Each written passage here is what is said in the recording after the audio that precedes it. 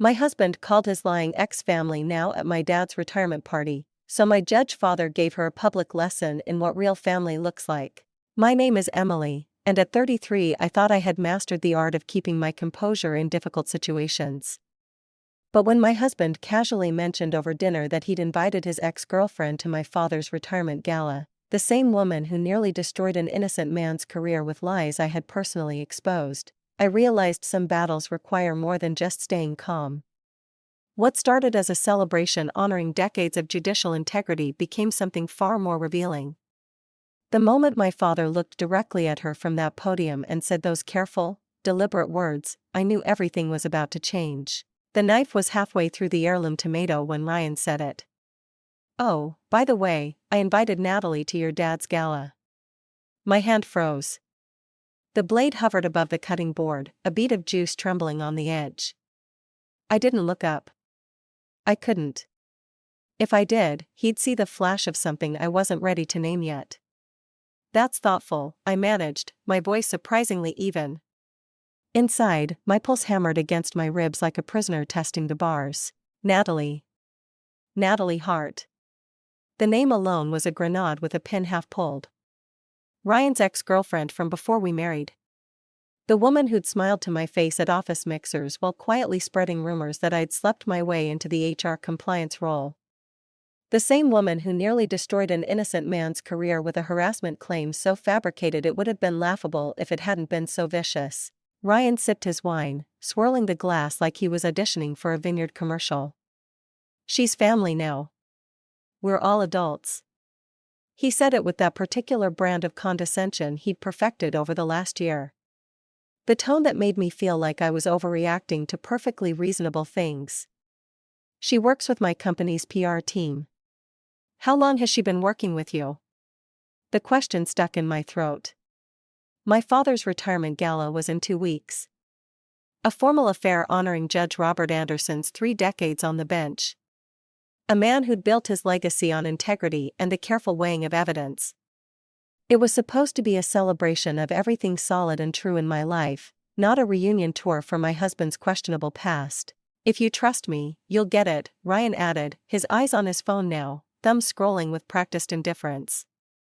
That phrase, "if you trust me," the same words he'd used 6 months ago before that business trip to Miami that came back with a credit card statement featuring charges at restaurants I'd never heard him mention, and a boutique hotel known more for its discretion than its conference facilities. I set down the knife with surgical precision and turned to face him. "How long has she been on your PR team?" "Few months, maybe 6. He shrugged, still not looking up. "She's good at her job." This isn't personal. Everything about this was personal. That night, I lay awake staring at the ceiling fan's lazy rotations, Ryan snoring softly beside me like a man without a care in the world. I scrolled through old photos my friend Leia had sent me years ago when she was still trying to warn me about Ryan's complicated history with Natalie. There they were, laughing at a charity auction, her hand on his arm at a corporate retreat. Champagne flutes raised in rooms that cost more per night than most people's rent. I closed the photos and opened my father's contact instead, my thumb hovering over the call button. But it was 2 a.m. and Judge Robert Anderson didn't deserve a panicked daughter call at this hour. He deserved better than knowing his retirement celebration was about to become a stage for whatever game Ryan and Natalie were playing. The next morning, my phone rang before I'd finished my first coffee. Leia's name flashed on the screen. "Tell me it's not true," she said without preamble. "Tell me Ryan didn't actually invite her to the gala." "How did you?" "I saw Natalie's name on the preliminary RSVP list. I volunteer with the event coordinator, remember?" Leia's voice was tight with protective fury. "She's not just attending, she's flaunting it," posted on her Instagram story about exciting evening events with a champagne emoji and a black tie dress laid out on her bed. I closed my eyes. Of course she was. "Want me to accidentally spill red wine on her?" Leia offered. "I'm very clumsy when I need to be." Despite everything, I smiled. "Not yet." Yet implies a plan. It implied I was thinking. And I was. All morning through my client calls and email responses. My mind worked like one of my father's closing arguments, building, structuring, anticipating. That afternoon, my father called. His voice was warm. That baritone that had commanded courtrooms and calmed frightened witnesses. Just checking in on the final guest list. Your mother wanted to make sure the seating arrangements work for everyone. Everything's fine, Dad, I said, surprised at how normal I sounded. It's going to be perfect. This gala isn't just about celebrating you. It's about the people who believed in justice, including me. The irony of those words settled like sediment in my chest. You sound tired, sweetheart. Just busy. You know how it is. After we hung up, I sat in my home office staring at the embossed invitation on my desk, honoring Justice Robert Anderson, a legacy of integrity. That night, as I pretended to read beside Ryan in bed, a memory surfaced with perfect, painful clarity. 3 years ago, the open-floor office at Meridian Consulting, where I'd worked HR compliance. Natalie had just filed a harassment complaint against Miguel Reyes, a senior analyst with an impeccable record, and a wife expecting their first child. The details were textbook: unwanted advances, inappropriate comments, a pattern of predatory behavior. Except the pattern didn't exist. I'd spent 2 weeks quietly pulling security footage, email logs, and calendar records. Every interaction between them had witnesses. Every private meeting she claimed happened during times when Miguel was provably elsewhere. I found her real motive buried in a strategic memo she'd accidentally CC'd to the wrong distribution list. She wanted Miguel's position, and he was the only thing standing between her and a promotion. When I presented my findings to the executive team, Natalie's complaint collapsed like a house of cards in a windstorm. Miguel kept his job. Natalie lost hers. Though the company was quiet about it, offering her a generous resignation package to avoid a lawsuit that would have buried them both. She never forgave me for that, and apparently she'd been biding her time. I looked over at Ryan, his face peaceful in sleep, and wondered when exactly he decided that bringing my enemy into my father's celebration was an acceptable move. When had he looked at our marriage and thought, this is fine? This is absolutely what we should do. The answer whispered back from somewhere cold and clear: when he stopped seeing you as a partner and started seeing you as an obstacle. I slipped out of bed and went to my laptop. The event planner's portal was still open from earlier. I clicked through to the seating arrangements, studying the carefully balanced tables of judges, attorneys, law school deans, and family friends. Then I made a change. Just one. Small but deliberate. I moved Natalie's seat from the back corner where she'd been relegated by the event coordinator to table 3, front and center, with a perfect view of the podium where my father would speak, right next to Ryan, of course, since he'd wanted her there so badly, and directly across from Judge Roberts' main table. If she was going to be part of this evening, she was going to have the best seat in the house. I saved the changes and closed the laptop, a strange calm settling over me. Then let's do this, I whispered to the empty room. Ryan brought me flowers on Tuesday. Peonies, my favorite, arranged in a crystal vase that must have cost more than our monthly grocery bill. He set them on the kitchen counter with a smile that didn't quite reach his eyes. Just because, he said, kissing my forehead. You've been stressed about the gala. Thought you could use something beautiful. I thanked him, arranged them by the window, and watched him watch me, looking for something. Gratitude, guilt. I wasn't sure what he expected to find, but I kept my expression pleasant and warm. The flowers felt like an apology for something he hadn't done yet. Over the next few days, his affection ramped up with algorithmic precision. Compliments on my dress choices, offering to cook dinner, asking about my day with what seemed like genuine interest. It was a performance, and I'd seen enough courtroom theater with my father to recognize rehearsed sincerity. But the nights gave him away. He'd started texting late after he thought I was asleep. The phone screen would glow blue in the darkness, and I'd watch through barely open eyes as he angled it away from me, his thumb moving in quick practiced swipes.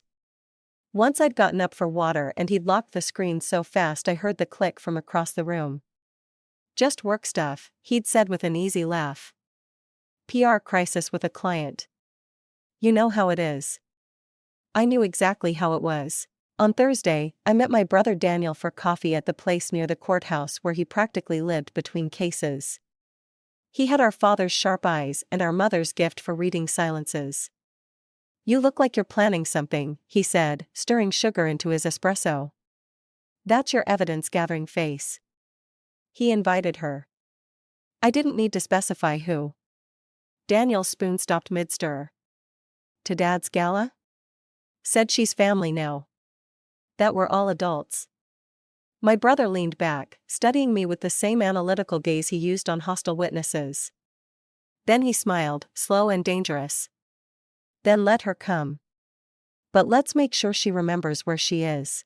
"What are you thinking?" "I'm thinking that public events have a way of revealing people, especially when those people think they're among friends." He took a sip of his coffee. "What does Dad know?" "Nothing yet. I don't want him dealing with this before his big night." "Smart," Daniel said, his voice softening. "You're going to need a plan that doesn't just embarrass them. You need one that protects you." He was right. Of course. Revenge was theater.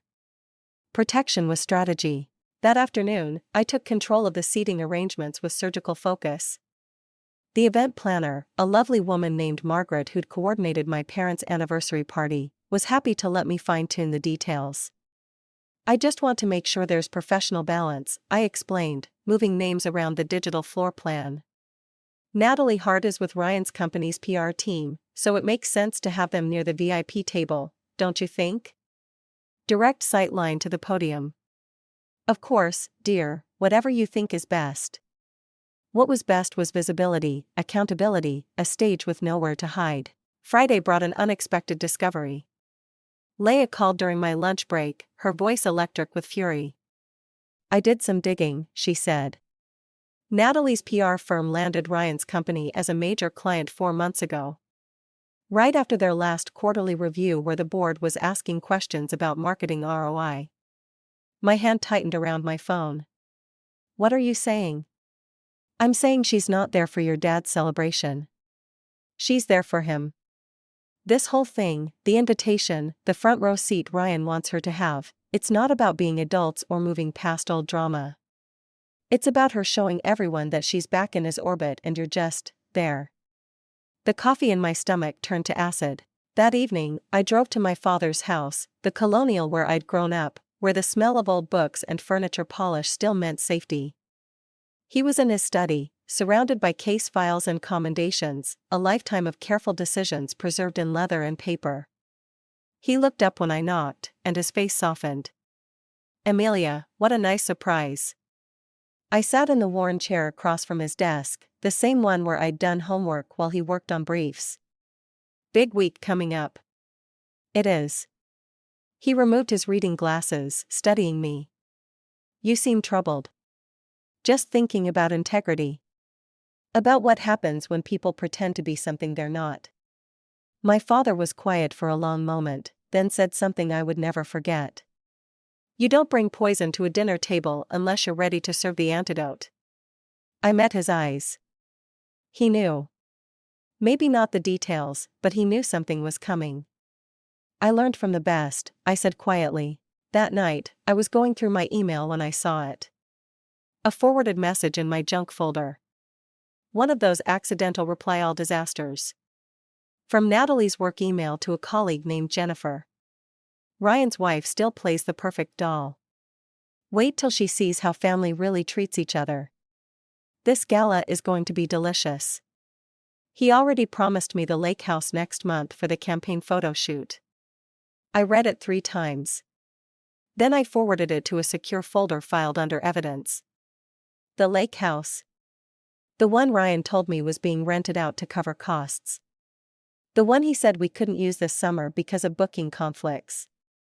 My hands were shaking, but not with grief. With clarity. I spent Saturday morning in my father's old law books, the ones he'd kept from his days as a prosecutor. Buried in the index of a case compendium, I found what I needed. State vs. Hart, Natalie M. A sealed case from 3 years ago involving filing a false report. My father had been the presiding judge in the preliminary hearing before it was settled. The case was sealed, yes, but the presiding judge would have access to those records. And if someone were to, say, jog his memory about the parties involved. I sent a carefully worded email to my father's assistant, a woman who'd been with him for 20 years and understood the language of discretion. Margaret, could you pull the sealed files for any cases involving guests at the gala? Just for Judge Anderson's review, in case anyone makes reference to past proceedings. We want to avoid any awkward surprises. The reply came within an hour. Already pulled and on his desk. He says, understood. On Sunday, I went to the pre-gala charity mixer, one of those champagne and canapes affairs where everyone networks and pretends to care about the cause. I wore navy blue, simple and professional, and moved through the crowd with practiced ease. That's where I saw her. Natalie stood by the dessert table in a white cocktail dress, laughing too loudly with a group of younger professionals who hung on her every word. Her hair was different, shorter, sharper, but the smile was the same, calculated, predatory. She saw me and made her approach, arms open like we were old friends. Emily, oh my God, you look amazing, still glowing. Her eyes raked over me, searching for weak points. Ryan always said you were so resilient. I accepted her air kiss without flinching. Natalie, how wonderful that you could make it to Dad's gala. It's such a special night celebrating a lifetime of truth and accountability. Something flickered in her expression just for a moment. I wouldn't miss it for the world, she said sweetly. Your family has always been so important to Ryan. And you're still under oath, I see, I replied, my smile never wavering. Old habits and all that. Her face went carefully blank. I excused myself before she could respond, but I felt her eyes on my back as I walked away. That night, I sat at my desk and drafted a final message to my father's assistant. Attached was a simple document, the old court record from Natalie's case with key sections highlighted. Nothing inflammatory, just facts. My father's response came at midnight. Understood. I went to bed and slept better than I had in weeks. The game wasn't over, but the pieces were finally in place. The night arrived, draped in October elegance. The grand ballroom had been transformed into something from a different era. Crystal chandeliers dripping light across polished marble, white orchids climbing silver stands, and a string quartet playing Vivaldi like they were auditioning for heaven. I stepped out of the car in an emerald gown that had hung in my closet for 2 years, waiting for the right moment. Silk that moved like water, a neckline that was elegant without trying, and a back that was bare enough to remind everyone that I had a spine. My mother met me at the entrance resplendent in champagne lace. You look like yourself, she said, and I knew she meant it as the highest compliment. She'd always been able to read me, even when I was hiding. Where's Dad? Upstairs in the gallery reviewing his speech. You know him. Editing until the last possible second. She squeezed my hand. Are you all right, sweetheart? You seem focused. Tonight's important, I finished for her. She studied me with those knowing eyes, then nodded. Yes, it is. Ryan was already inside, holding court near the bar with a cluster of his colleagues. He had worn the Tom Ford tuxedo I had given him for our anniversary, and he looked every inch the successful executive, charming, confident, completely at ease. He didn't see me enter. He was too busy laughing at something one of his VPs said, his hand gesturing expansively with a tumbler of whiskey. Then Natalie arrived. The cameras, there were always photographers at these things, flashed like a small thunderstorm. She'd chosen gold, a dress that caught every light and turned her into a walking exclamation point. Her entourage of PR interns fluttered around her like well-dressed moths, whispering about strategic positioning and networking opportunities. She found Ryan within 30 seconds. Of course she did. I watched from across the room as she touched his arm, leaned in to whisper something that made him smile. Not the public smile, but the private one, the real one I hadn't seen directed at me in months. His hand grazed hers just for a moment, but it was enough. Leia materialized at my elbow with 2 champagne flutes. I can still spill something on her. Just say the word. Not yet, I murmured, accepting the glass. Let her enjoy it. You're terrifying when you're calm. I learned from a judge. The crowd began moving toward their assigned tables. As the pre-dinner reception wound down, I caught Margaret, the event coordinator, confirming placements with her staff. Everything was exactly where I'd arranged it. Natalie and Ryan were seated at table 3, front and center. The perfect view. My parents were at the head table with the other honorees and distinguished guests. Daniel was positioned strategically at table 5 with several attorney friends who'd been around during Natalie's scandal. Miguel Reyes, the man she tried to destroy, was at table 7 with his wife and their now 2-year-old daughter. The geography of accountability. As dinner was served, I made small talk with the couple beside me, both retired judges who'd worked with my father. They were kind, funny, and genuinely interested in my consulting work. Normal conversation in an increasingly surreal evening. Then the toasts began. My mother spoke first, her voice steady and warm as she recounted 40 years of marriage to a man who brought case files on vacations and still got emotional during Jimmy Stewart movies. The room laughed in all the right places, dabbed eyes at others. Then my father took the stage. Judge Robert Anderson had always been tall, but standing at that podium, backlit by soft spots, he seemed immense. Not in ego, but in presence. He thanked colleagues, friends, and family with the same precision he brought to every ruling, thoughtful, specific, genuine. Then he shifted. Justice, he said, his voice carrying to every corner of the ballroom, is not a feeling. It's not revenge or vindication or even fairness in the way we casually use that word.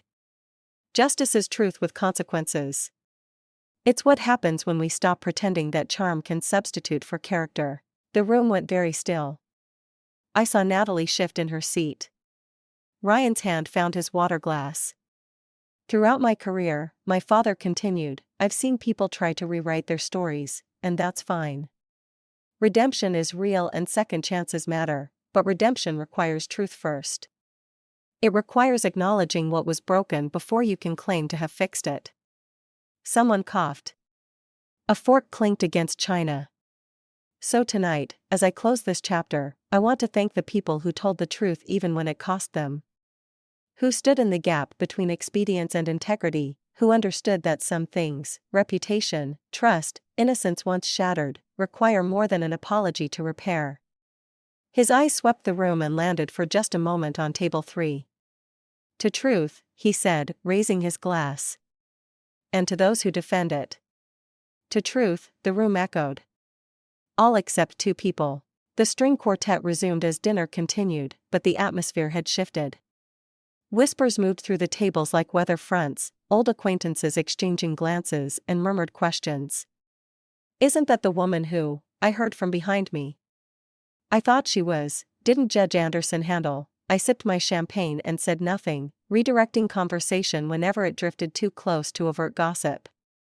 But the seeds were planted. During the dessert course, Natalie stood. She had had just enough wine to believe she could salvage this, to think that charm and confidence could redirect the current.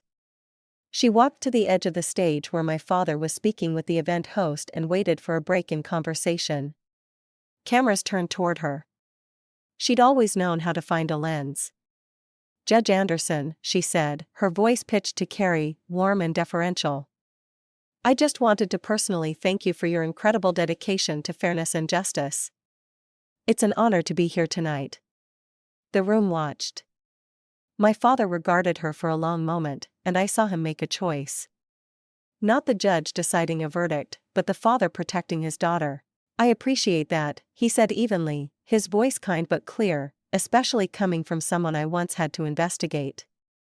The words landed like a gavel. You could hear the collective intake of breath, the rustle of fabric as 300 people simultaneously leaned forward.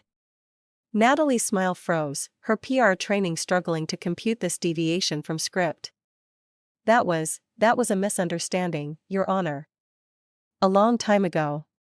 False testimony rarely is, my father said. Not unkindly, but with the weight of every case he'd ever tried. But I'm glad you're here. Truth has a way of finding the light, doesn't it? He smiled. gracious, professional, and turned back to his conversation, leaving Natalie standing there. Her face the color of her dress. The whispers became murmurs, became conversations. Phone screens lit up under tables as guests frantically Googled names and dates. The story was writing itself in real time. Natalie retreated to her table, her entourage of interns suddenly very interested in their dessert plates. Ryan stared at his wife, me, across the room. Our eyes met, and in that moment, I saw him understand. I hadn't done this. He had, by bringing her here, by thinking he could control the narrative. I simply let it unfold in the right venue. During the after-dinner mingling, Ryan found me in one of the side corridors away from the crowd. His face was flushed, whether from whiskey or fury I couldn't tell. "What did you do?" he hissed, grabbing my elbow. I looked down at his hand, then up at his face. "I didn't invite her, Ryan." "You did. You set this up. Your father's little speech, my father spoke the truth. You have a problem with that? This is humiliation. This is consequence." I pulled my arm free, my voice dropping to something quiet and dangerous. "You wanted her to be family. You wanted her here in my father's space at his celebration. Fine, but family means being seen. Really seen. Not the version you wanted to present." His jaw clenched. "We're not done here." "No," I agreed. "We're not." I walked back into the ballroom, leaving him in the hallway with his choices. The rest of the evening passed in a blur of congratulations and goodbyes. My father received his Lifetime Achievement Award to a standing ovation. My mother cried happy tears. Daniel caught my eye from across the room and raised his glass in a subtle salute. Natalie left early, her golden dress disappearing into the parking garage like a sunset in retreat. Her interns followed, their phones out, already doing damage control. Ryan stayed until the end, playing the dutiful husband, but his smile was a corpse's grimace. As the ballroom emptied and the staff began clearing tables, I stood by the window overlooking the city, watching lights blink in distant buildings like signals from other lives. "You did well tonight," my father's voice said quietly beside me. "I didn't do anything." "Exactly." He smiled. "You let the truth do the work. That's the hardest part. Trusting it to land without forcing it." I leaned against his shoulder the way I had when I was small. "What happens now?" "Now," he said, "we see who they really are when the stage lights go dark." Ryan didn't speak to me on the drive home. He gripped the steering wheel like he was trying to strangle it, his jaw working in the silence. We pulled into our driveway and he finally spoke. "Inside." I followed him in, not because he'd commanded it, but because this conversation was overdue by months, maybe years. He waited until the door closed, then rounded on me. "You humiliated me in front of my colleagues, my clients. Do you have any idea what this looks like? It looks like you invited your ex-girlfriend to my father's retirement gala without considering the optics. That's what it looks like. She's a professional contact. She's a liability." I cut him off. "And you knew it. You knew what she did to Miguel. You knew my father presided over her case. You knew all of it. And you brought her anyway because you wanted what? To prove you could? To show me that you're in control? I wanted to show that we're mature adults who can move past old grudges." "No," I said quietly. "You wanted to see if you could get away with it. And when my father told the truth, not even the whole truth, just enough of it, you realized you couldn't." Ryan's face was red now, veins standing out on his neck. "You think you're so smart, so righteous, just like your father, looking down on everyone from your moral high ground." "I'm not looking down on anyone. I'm just seeing clearly for the first time in a long time." He laughed, ugly and bitter. "You want to know what Natalie said to me last week? She said, 'You're the kind of person who builds cages and calls them homes.' And she's right. The words were meant to hurt. And they did, but not in the way he intended." "Then why did you stay?" I asked. "If I'm so suffocating, Ryan, why are you here?" He didn't answer. The silence stretched between us like a chasm. Get out, I finally said. Sleep in the guest room.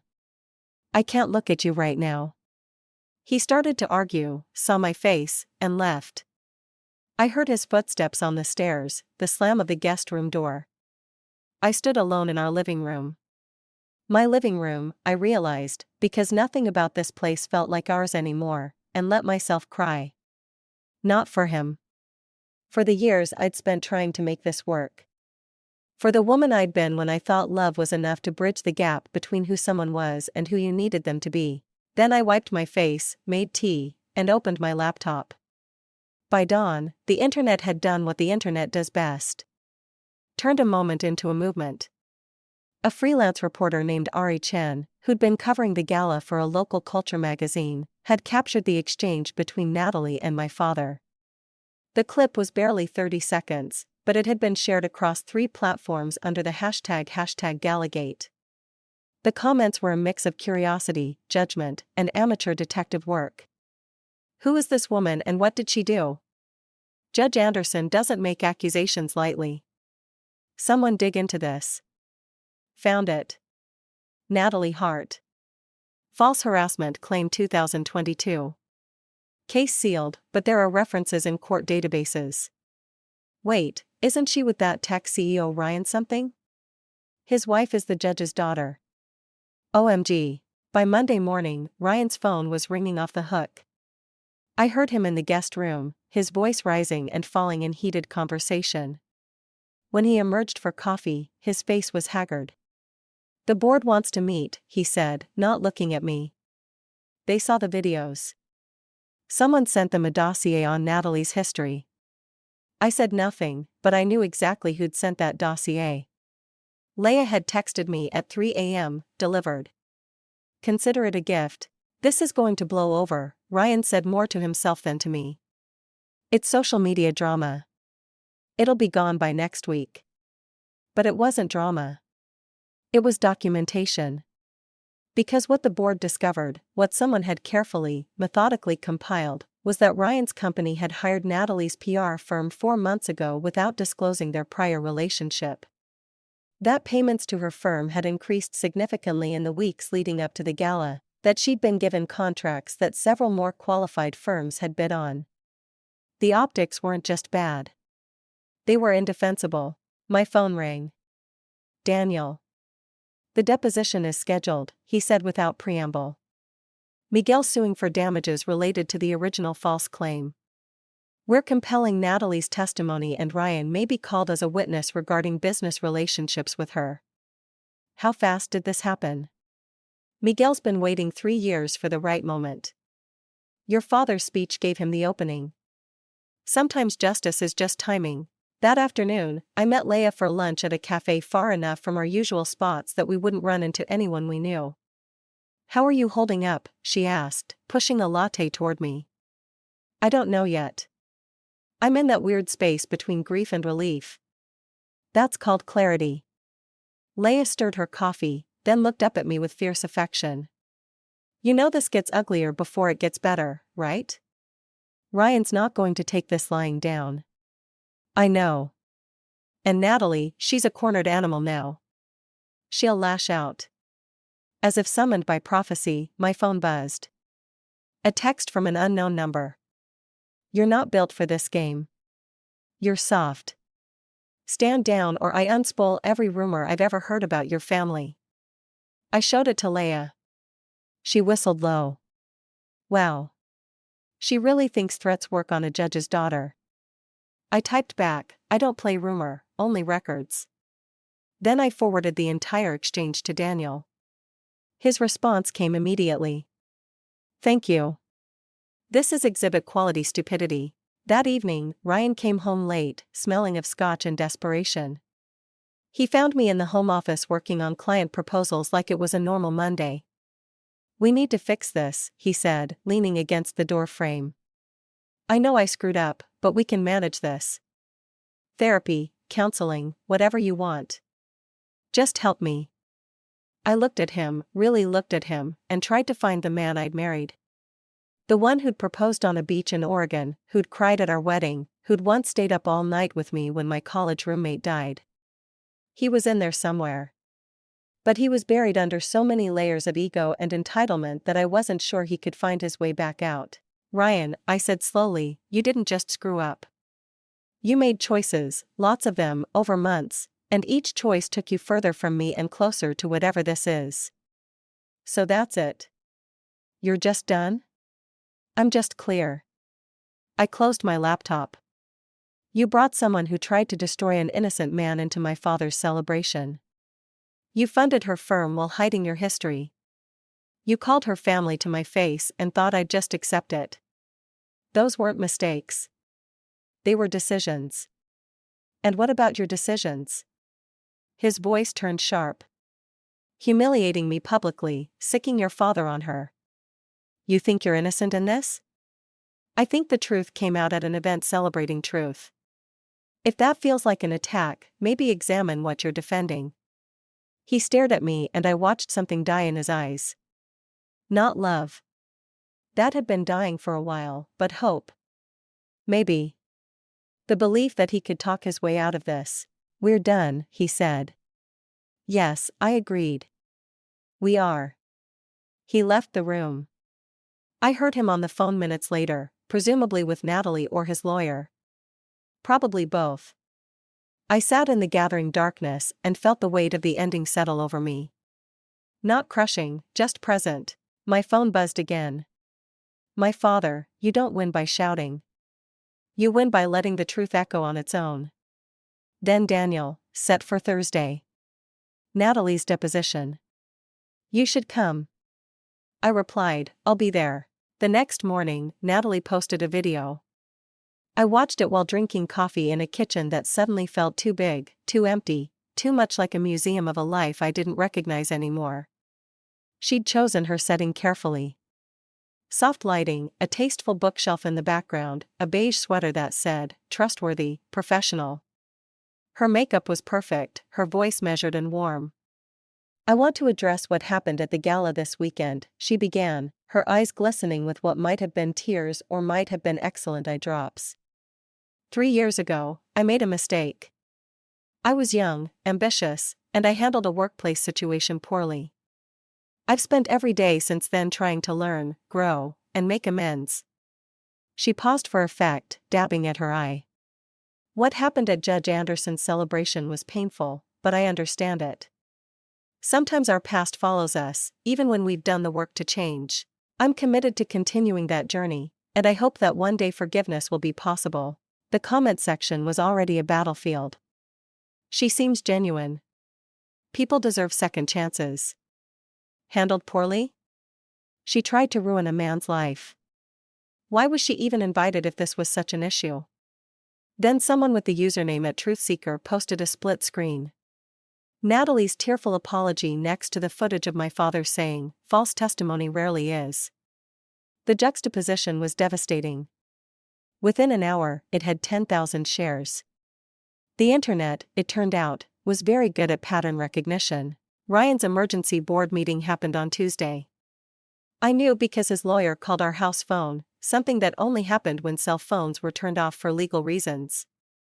Mrs. Miller, this is James Corgan from Whitfield and Associates. I'm representing your husband in a matter before his board of directors. He's asked me to inform you that he'll be staying at a hotel for the next few days while we sort through some compliance issues. What kind of compliance issues? I asked, though I already knew. A pause. Conflict of interest disclosures. Vendor relationships. It's standard review. Nothing about this was standard.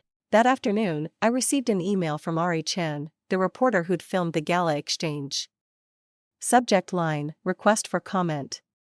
Dear Ms. Anderson Miller, I'm writing a follow-up piece on the events at your father's retirement gala. I've obtained information suggesting a financial relationship between your husband's company and Miss Hart's PR firm that may not have been properly disclosed to shareholders. I've also found court records referencing the 2022 incident Judge Anderson mentioned. I'm committed to fair and accurate reporting. If you'd like to provide context or comment, I'm available to speak. If not, I understand and will proceed with the information I have. Best regards, RHN. I stared at the email for a long time. This was the moment where I could lean in or step back, where I could add fuel to the fire or let it burn on its own oxygen. I thought about what my father had said, justice isn't revenge. But I also thought about Miguel Reyes, who'd almost lost everything because someone decided her ambition mattered more than his truth. About the years I'd spent trying to be the cool wife who didn't make waves, who trusted when trust wasn't earned. I attached 3 documents to a reply. The forwarded email where Natalie bragged about the lake house and called me a perfect doll. Public records showing the timeline of Ryan's company hiring her firm. A simple statement. I believe in transparency. Verify everything before you publish. I won't be your anonymous source. I'll be your cautious one. I hit send before I could second guess it. Wednesday brought the first real casualty. Ryan's company issued a statement. Ryan Miller has voluntarily taken administrative leave while the board reviews certain vendor relationships. We are committed to the highest standards of corporate governance. In corporate speak, that was a public flogging. Natalie's firm started losing clients. Not all at once. That would come later. But in the quiet way that PR disasters unfold. Brands simply didn't renew contracts. Meetings got cancelled. Emails went unanswered. Daniel called that evening. Tomorrow's deposition is going to be intense. Are you sure you want to be there? I need to see this through. Okay. But remember, closure isn't always satisfying. Sometimes it's just complete. That night, Ryan came by the house to collect some things. We moved around each other like hostile satellites, maintaining careful distance. The board's making me the villain, he said, stuffing dress shirts into a garment bag. Like I'm the only one who ever mixed business with personal relationships. You're not the villain for mixing them, I said quietly from the doorway. You're the villain for lying about it. To them, to me, to yourself. Invalidate. You invited your ex-girlfriend to my father's gala and called her family while secretly funding her career rehabilitation. What would you call that? He zipped the bag with vicious force. I'd call it complicated, but you wouldn't understand complicated. You see everything in black and white, just like your father. Right and wrong, truth and lies. No nuance. Nuance is for literature, Ryan. In life, you either tell the truth or you don't. You honor your commitments or you don't. You respect your partner or you don't. I stepped aside as he moved toward the door. You chose don't. That's not nuance. That's just choice. He paused at the threshold and for a moment I thought he might actually say something real, something true. Instead, he said, "You're going to regret this. Both of you." She's not done fighting. Neither am I. He left. I locked the door behind him and stood in the entryway of our house, my house now, at least emotionally, and felt something shift. Not relief, not yet, but space. Room to breathe. I called my father. He answered on the first ring like he'd been waiting. Hi, Dad. Hello, sweetheart. How are you holding up? I'm standing. That's something. Standing is everything, he said. That's where all forward motion begins. We talked for an hour about nothing important. His garden, my mother's book club, the weather, normal things, solid things, the kind of conversation that reminded me what family actually meant. Before we hung up, he said, tomorrow at the deposition, remember, you're not there to win. You're there to witness. Let the lawyers do the fighting. You just be present. Okay. And Em? I'm proud of you. Not for what you did, but for what you didn't do. You could have destroyed them both publicly. Instead, you let the truth do its own work. That takes more strength than people realize. After we hung up, I poured a glass of wine and stood at the window overlooking our backyard. The fall leaves were turning gold and crimson against the darkening sky. Somewhere across town, Natalie was probably rehearsing answers. Ryan was probably strategizing with lawyers, and the internet was probably still debating who was right and who was wrong. But here in this moment, I was just a woman watching leaves fall and seasons change, understanding that some endings are necessary for any real beginning. Thursday morning arrived cold and sharp, the kind of autumn day that felt like a warning. I awoke early before the alarm and lay there watching dawn creep across the ceiling. Ryan's side of the bed remained untouched, the pillows still arranged with hotel-crisp precision.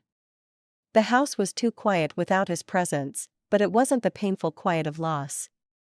It was the settling quiet of truth, finally having room to breathe. I made coffee and opened my laptop to find the morning's damage already spreading across my screen. Ari Chen's article had published at 6 a.m. Apologies and Alibis, Who Profits from Redemption? The headline was restrained, but the content was surgical.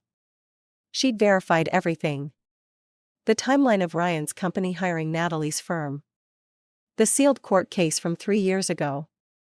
The sudden increase in payments leading up to the gala. Most damning was a side-by-side comparison of Natalie's public redemption narrative against the documented pattern of her actual behavior. The comment that gutted me most was from a corporate survivor. This is what happens when powerful people decide accountability is optional. They rewrite history until someone with receipts says, actually, no, receipts. That's all I provided. The truth in triplicate. My phone buzzed. Ryan's name flashed on the screen. I let it ring through to voicemail, then listened while staring into my coffee. His voice was hoarse, exhausted.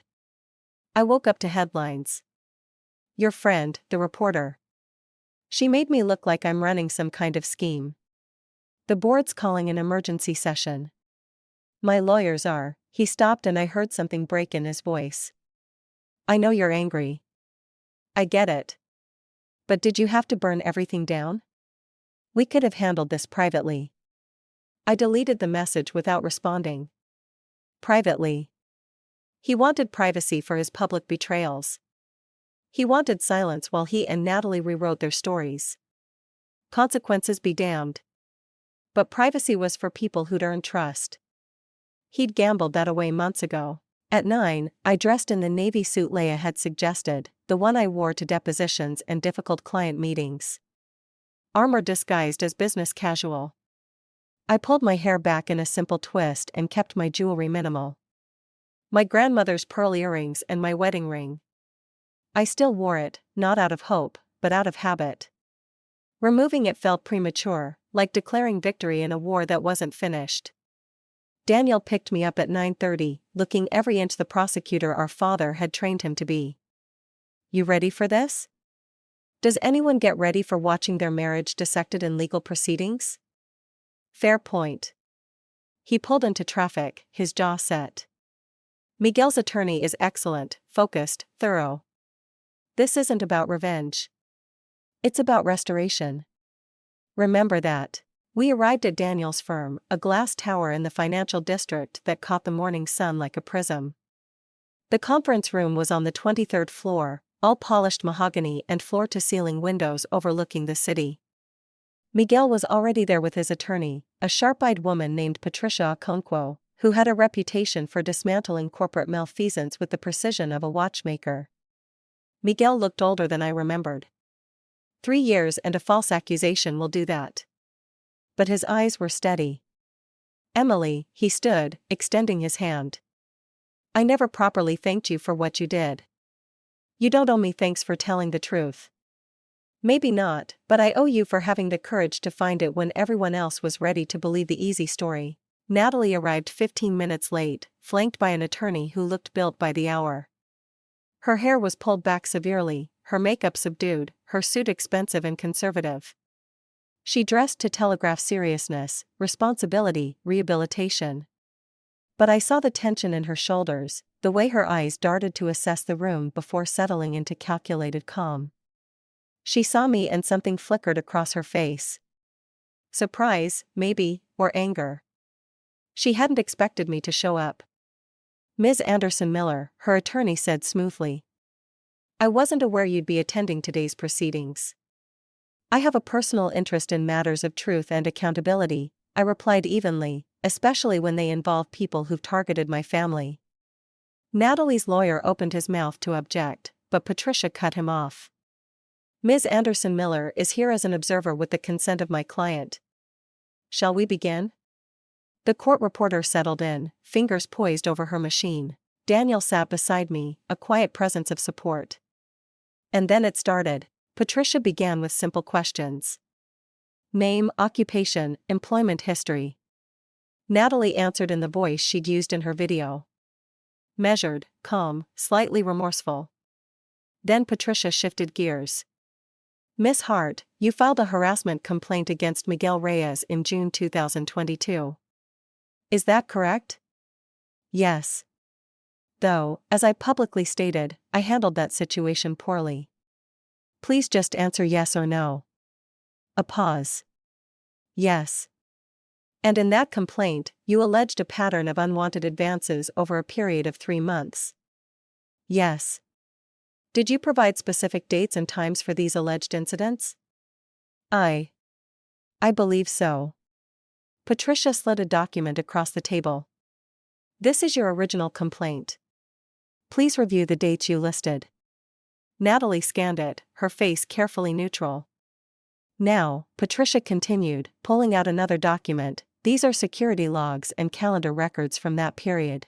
Can you explain why 5 of the 7 incidents you described occurred during times when Mr. Reyes was either in another state for work or on documented leave? The room went silent except for the reporter's keys. Natalie's attorney jumped in. This matter was settled. My client has acknowledged, your client acknowledged handling it poorly. I'm asking her to acknowledge that she fabricated allegations against an innocent man to advance her career. Objection. Argumentative. This is a deposition, not a trial. I'm establishing pattern. Patricia turned back to Natalie. Yes or no? Were those allegations true? I watched Natalie's face cycle through calculations. Defiance, then strategy, then something like desperation. I believed them to be true at the time, she finally said. Based on what evidence? My perception of interactions. Interactions that security footage and third-party witnesses contradict. Silence. Patricia let it hang there.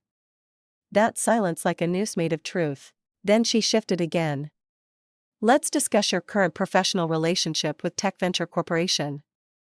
When did they become a client of your PR firm? Approximately 6 months ago. And what was the nature of that business relationship? Standard PR services, media strategy, reputation management. Did you disclose to Tech Venture's board that you had a prior personal relationship with their CEO, Ryan Miller? Natalie's eyes flicked to me, then away. That was irrelevant to our professional engagement. Wasn't relevant, Patricia's voice was dry. You dated Mr. Miller for 2 years. You attended his wedding to Ms. Anderson Miller. You've exchanged over 300 documented communications in the past 6 months. And you claim this wasn't relevant. Ryan and I are friends. That doesn't preclude professional collaboration. Friends who arranged for your firm to receive contracts worth over $400,000. Friends who planned promotional shoots at his private lake house while his wife was told it was unavailable. I felt Daniel tense beside me. He hadn't known about the lake house detail being public. Natalie's composure cracked. My personal relationships don't impact my professional competence. No one's questioning your competence, Miss Hart. We're questioning your ethics. Patricia introduced the text message, the one Natalie had sent me, threatening to unspool every rumor. She read it aloud, slowly, emphasizing each word. Does this seem like the communication of someone committed to ethical behavior and honest dealing? I was upset. You were cornered. There's a difference. The deposition continued for another hour, each question peeling back another layer of carefully constructed narrative. By the end, Natalie's attorney was objecting to everything, and Natalie herself had gone pale and silent. When it finally concluded, she left quickly, her heels clicking against marble like a countdown. Miguel approached me in the lobby. His wife was with him, holding their daughter who was playing with a stuffed elephant. Thank you, he said again. For coming, for all of it. How are you doing? Really? He considered the question seriously. Better than I was 3 years ago. Worse than I should be. His wife squeezed his hand, but we didn't lose everything. And now maybe there's some closure. Their daughter looked up at me with curious eyes. Are you the lady who helped my daddy? I crouched down to her level. Your daddy helped himself by being truthful. I just made sure people heard him. She nodded seriously, then offered me her elephant. He helps when things are scary. I held the small toy, feeling the weight of 3 years of fear and fighting concentrated in soft plush. Thank you. He's very brave. As they left, Daniel put a hand on my shoulder. You okay? I don't know yet. Ask me in a week. Ryan's emergency board meeting happened on Friday. I knew because his former assistant called to ask if I could retrieve some documents from the house. He's been placed on administrative leave pending a full compliance review. There are questions about conflict of interest disclosures and fiduciary responsibility. Is he losing his job? A pause. That's not my information to share. But her tone told me everything. By afternoon, the story had metastasized across business news sites. Tech venture CEO faces board investigation over undisclosed vendor relationships. Ryan Miller on leave amid transparency questions. The headlines multiplied like bacteria in warm water.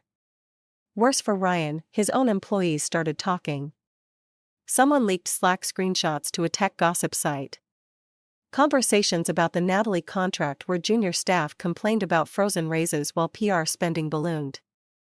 The company's subreddit exploded. Moral apparently had been circling the drain for months. This was just the event that opened the floodgates.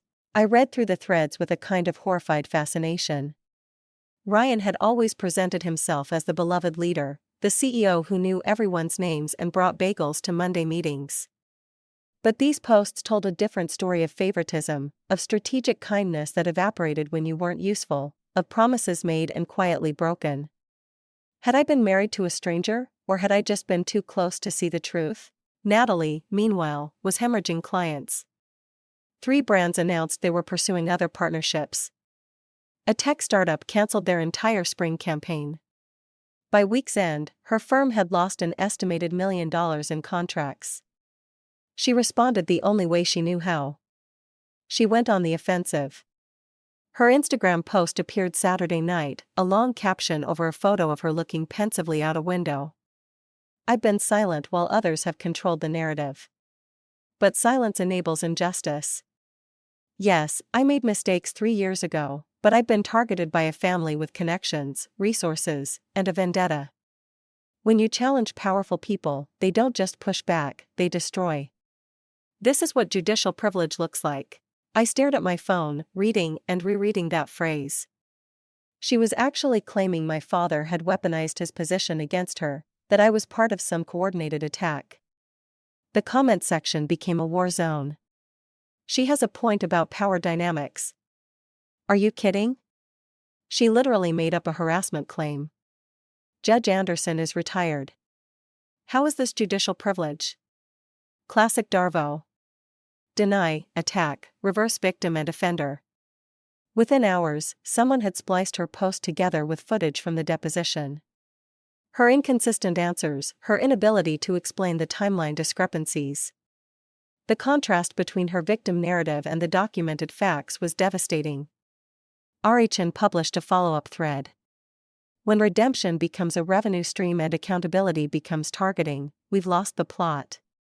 Some truths don't cancel, they clarify. Sunday morning, Ryan showed up at the house unannounced. I found him sitting on the front steps, head in his hands, looking like a man who'd aged a decade in a week. Can we talk? He asked. I sat down beside him, maintaining careful distance. I'm listening. The board wants my resignation. They're calling it voluntary separation, but we both know what it means. His voice was hollow. My lawyers say I'm exposed on the fiduciary duty front. Shareholders could sue. Everything I built, it's just gone. You built it on a foundation of hidden relationships and undisclosed conflicts. What did you expect? I expected you to have my back. He looked at me then, and I saw real pain in his eyes. I expected my wife to protect me, not feed me to the wolves. I gave a reporter publicly available information and my personal documentation. That's not feeding you to wolves.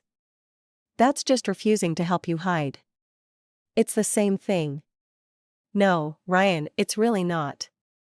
I stood up, brushing off my jeans. You made choices. Bringing Natalie to the gala, hiding your business relationship with her, lying about the lake house. Those were your choices.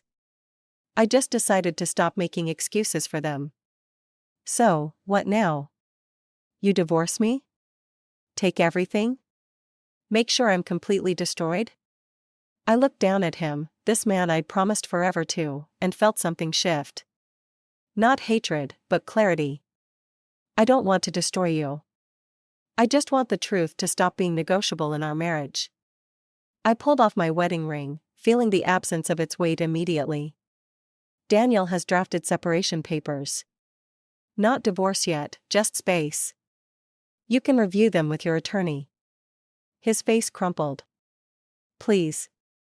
I'm not doing this out of anger. I'm doing this because I deserve someone who doesn't treat honesty like an optional strategy.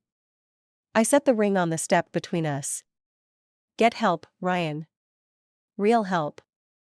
Figure out who you actually are under all the performance. And maybe one day we can have an honest conversation about what happened. I went inside and locked the door, my hand trembling against the wood. Through the window I watched him sit there for a long time, the ring glinting in the afternoon sun before he finally picked it up and walked away. That evening, my parents hosted dinner. Not the formal affairs they usually threw, but something small and intimate, just family. Daniel was there with his partner, Marcus. My mother had made her famous beef stew, the kind that took all day and smelled like childhood. We gathered around the kitchen table, the one that had hosted 1,000 family meals, and for the first time in weeks, I felt like I could breathe. I filed separation papers, I said quietly, breaking bread into my stew. My mother reached across the table and squeezed my hand. She didn't say anything, just held on. My father cleared his throat. How are you holding up, sweetheart? Honestly, I don't know yet. It feels like I'm standing in rubble, but at least I'm standing. That's all anyone can ask, Daniel said. Standing is the first step to rebuilding. Marcus, who worked as a therapist, added gently, grief and relief can coexist. Don't let anyone tell you otherwise. We ate in comfortable silence for a while, the kind of quiet that felt like safety rather than absence. Then my father stood, raising his water glass. I want to propose a toast, not to endings, but to integrity. To the people who stand when the lights go out. To my daughter, who's always known the difference between kindness and complicity. To Emily, they echoed.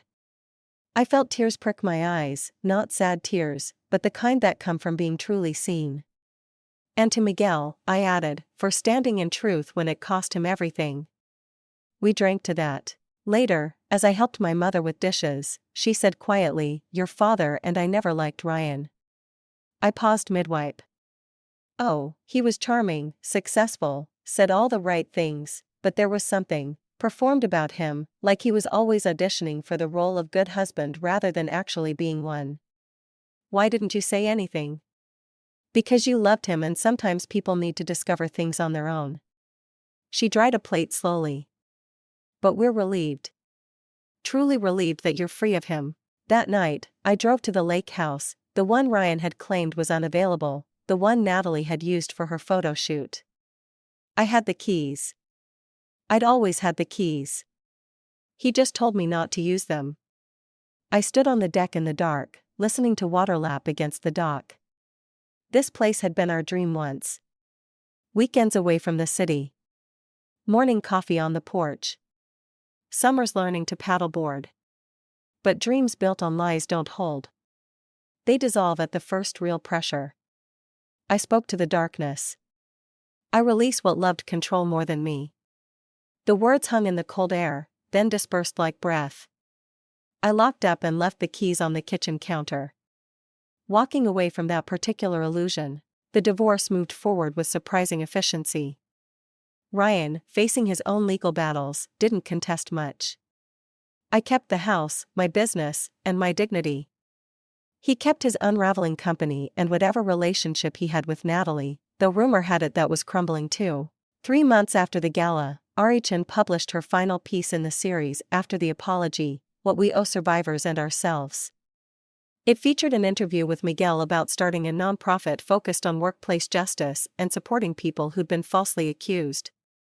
The final paragraph read, "In the end, the most radical PR is a life that doesn't need any. Truth doesn't require a publicity campaign. It just requires witnesses willing to stand." I sent a small donation to Miguel's nonprofit, not for publicity or recognition, but because repair mattered more than revenge ever could. Natalie sent me a text message in early spring. Just 3 sentences. "I did love him once. I hated you because you wouldn't play the game. I'm sorry for what I put you through." I stared at it for a long time before responding. "Then let's both stop playing, tell the truth, and go rebuild. We all deserve that." She never responded, but I heard through mutual acquaintances that she'd started therapy and left the PR business. Maybe it was true, maybe it wasn't. Either way, it wasn't my story anymore. 6 months after the gala, my father received a community service award at a modest ceremony in the courthouse where he'd presided for 30 years. I introduced him standing at the podium where I'd watched countless witnesses tell their truths. "Judge Robert Anderson taught me many things," I said, my voice steady. "But the most important was this. Justice doesn't shout. It stands. It stands when it's easier to sit. It stands when silence would be more comfortable. It stands because someone has to. And that someone might as well be you." The audience stood with me. Applause filling the old courtroom like rain after drought. Afterward, my father gave me a gift. His old brass scale. The one that had sat on his bench for 3 decades. One pan was slightly lighter from years of touch. "It was never about balance," he said, pressing it into my hands. "It was about weight. You had the heavier truth and carried it. That's all anyone can ask." I put it on the shelf in my home office where I saw it every morning. Life rebuilt itself slowly. Leia and I started a small consulting firm helping organizations develop ethics programs. Nothing dramatic, nothing headline-worthy, just honest work with honest people. I dated occasionally, but nothing serious. I'd learned that I liked my own company, that solitude was different from loneliness, that I needed to know who I was outside of someone else's story before I could write a new chapter. Daniel hosted Thanksgiving that year. The whole family gathered in his brownstone. My parents, Marcus, Leia, Miguel, and his family, even Ari Chan, who'd become an unexpected friend. Miguel's daughter, now 4, presented me with a drawing, a stick figure with yellow hair holding a balance scale. "That's you," she explained seriously. "The Justice Lady." I hung it on my refrigerator next to the drawing of my nephew's interpretation of a dinosaur. These were the things that mattered. Drawings and dinners, truth and testimony, the slow work of showing up and staying honest. On New Year's Eve, I stood on my back porch watching fireworks bloom over the city. My phone buzzed with messages. Daniel saying he was proud. Leia suggesting brunch tomorrow. My mother sending a photo of her and Dad toasting with champagne. And one more from Ryan. Just 2 words. "I'm sorry." I read it. Considered responding, then simply archived it. Some apologies need acknowledgement, others just need to exist in the record. I texted back to my family group chat. "Love you all. Here's to truth, family, and whatever comes next." The responses came fast. Hearts and cheers and Leia's inevitable gif of someone popping champagne. Inside, my house was warm and full of the smell of the soup I'd made for tomorrow's gathering. The brass scale caught the light from the fireworks, glinting like a small beacon. I smiled, not because I destroyed anyone, but because I hadn't destroyed myself, not because I'd won some grand battle, but because I'd simply refused to keep losing. I'd stood. I'd told the truth. I'd let justice do its slow, necessary work. And I discovered something my father had known all along. The real family isn't the one you perform for. It's the one that sees you clearly and stands beside you anyway. The fireworks continued their celebration, gold and silver against the winter sky. And I stood there watching, whole, clear-eyed, and finally completely myself.